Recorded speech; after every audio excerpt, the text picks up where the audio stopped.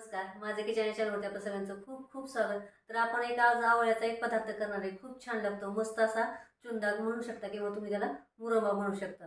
चपाती बरोबर खाऊ शकता, खूप छान लागतो। आधीमध्ये पण मुलांना डब्याला देऊ शकता। चला तर मग आपण सुरुवात करूया। इथे अर्धा किलो आवळे घेतले, चांगले धुवून स्वच्छ पुसून कापडाने पुसून घेतले चांगले। तर आता आपण किसणीवरती चांगले किसून घेऊया। तर कढईमध्ये आपण 2 ते 3 चमचे तेल टाकलेले आहे। त्याच्यात आपण दालचिनी, एक वेलदोडा आणि 5-6 लवंग आणि 5-6 मिरी घेतलेले आहेत।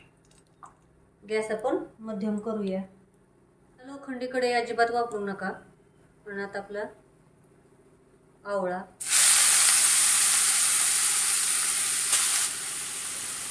दोन वाट्या आवळा भरलेला आहे किसून।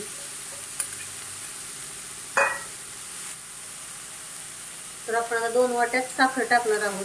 तुम्ही निम्मी साखर निम्मा गूळ वापरू शकता किंवा सगळा गूळ पण वापरू शकता। आणि चवीनुसार मीठ आणि अर्धा चमचा आपण थोडंसं कमी लाल तिखट घेतलेलं आहे। तर मिक्स करूया।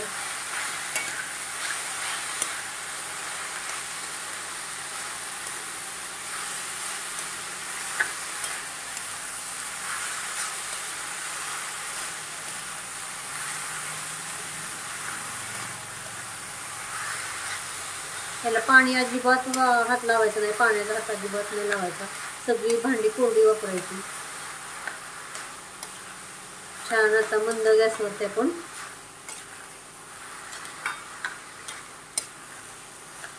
छान आता हे शिजवून देऊया। ह्याला झाकण टाकण्याची आवश्यकता नाहीये। चांगली साखर विरघळून देऊया। साखर आता सगळी विरघळलेली आहे, तुम्ही बघू शकता। पातळ झालाय, चांगला घट्ट होईपर्यंत किंवा एक तारी पाकायचा बनला पाहिजे तोपर्यंत आपण चांगलं आता हे शिजवून देऊया।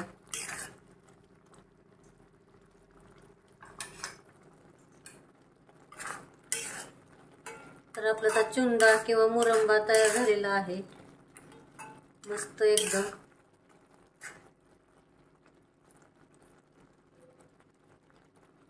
आता आपण काढून घेऊया।